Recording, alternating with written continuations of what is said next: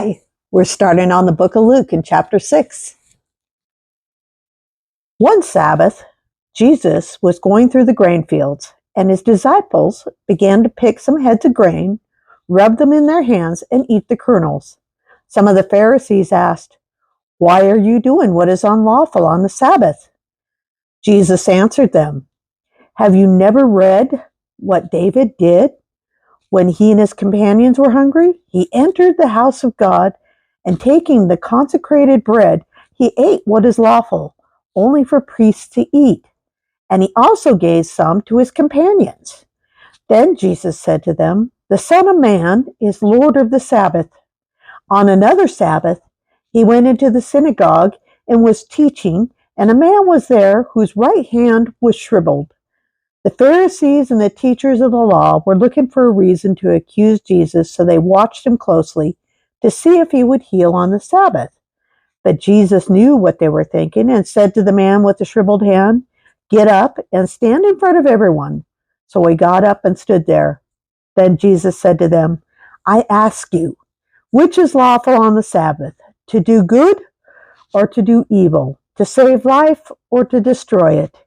He looked around at them all and then said to the man, "Stretch out your hand." He did so, and his hand was completely restored. But the Pharisees and the teachers of the law were furious and began to discuss with one another what they might do to Jesus. One of those days, Jesus went out to a mountainside to pray and spent the night praying to God. When morning came, he called his disciples to him and chose 12 of them, whom he also designated apostles: Simon, whom he named Peter, his brother Andrew, James, John, Philip, Bartholomew, Matthew, Thomas, James, son of Alphaeus, Simon, who is called the Zealot, Judas, son of James, and Judas Iscariot, who became a traitor. He went down with them and stood on a level place. A large crowd of his disciples were there, and a great number of people from all over Judea, from Jerusalem, and from the coastal region around Tyre and Sidon, who had come to hear him and to be healed of their diseases. Those troubled by impure spirits were cured, and the people all tried to touch him, because power was coming from him and healing them all. Looking at his disciples, he said, "Blessed are you who are poor, for yours is the kingdom of God. Blessed are you who hunger now, for you will be satisfied. Blessed are you who weep now, for you will laugh. Blessed are you when people hate you, when they exclude you and insult you and reject your name as evil because of the Son of Man.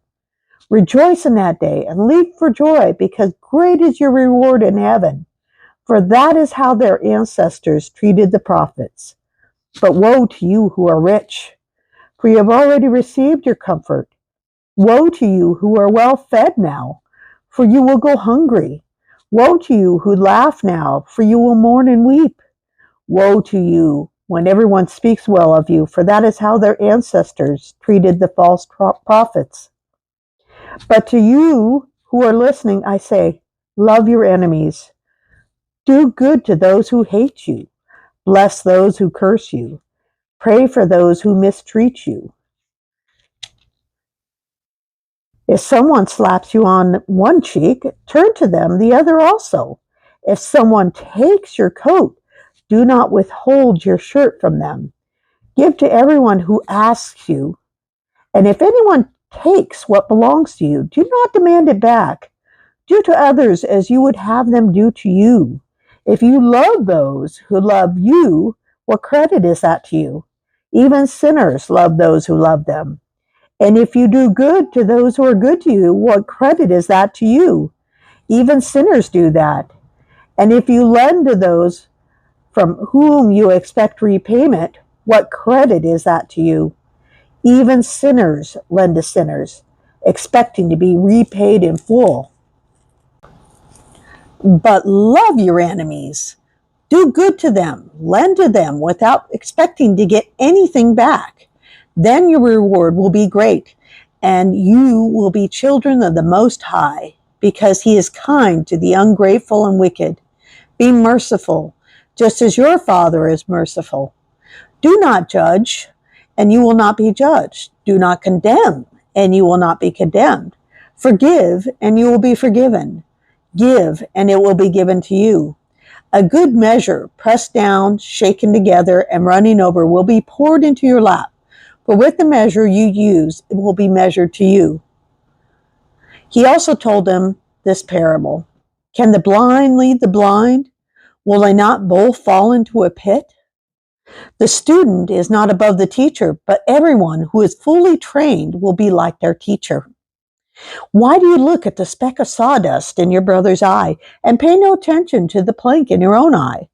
How can you say to your brother, Brother, let me take the speck out of your eye, when you yourself failed to see the plank in your own eye?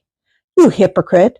First take the plank out of your eye, then you will see clearly to remove the speck from your brother's eye. No good tree bears bad fruit, nor does a bad tree bear good fruit. Each tree is recognized by its own fruit. People do not pick figs from thorn bushes or grapes from briars.